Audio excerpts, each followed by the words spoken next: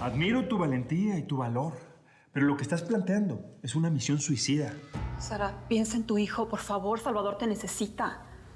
Y vos no has pensado en lo que significa para todos que... Precisamente por mi hijo fue que tomé esta decisión. Confié en ustedes para que lo cuidaran, para que lo protegieran. ¿Y qué pasó? Terminó siendo un enfermo mucho más desvalido que antes. Un dependiente de drogas. Y Sara, lo que estás diciendo es injusto. Nosotros hicimos todo lo posible para que a ese pelado no le faltara nada.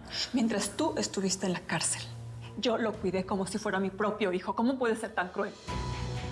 Sara, estás hablando desde el rencor, desde el odio. Lo entiendo. No es para menos con todo lo que le pasó a tu morro.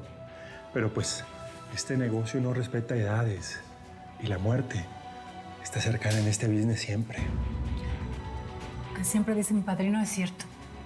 Hay guerras que solo se pueden ganar retirándose. Frente al Teca, perdimos hace mucho tiempo y ustedes no son capaces de vencerlo. Él es más poderoso, más inteligente, más hombre. Es una vieja malagradecida y convenenciera. ¿Ven lo que les decía? Tenía razón. Esta vieja hace que este negocio parezca una peluquería. Mamacita, vos estás pensando con las patas. Al contrario, por primera vez estoy pensando con la cabeza. El Teca ha sido mi verdugo, sí, pero también mi protector. Él es el único hombre en este país que puede decidir quién vive y quién muere. Y yo decido vivir, así que no hay vuelta atrás. Mañana me mudo con él.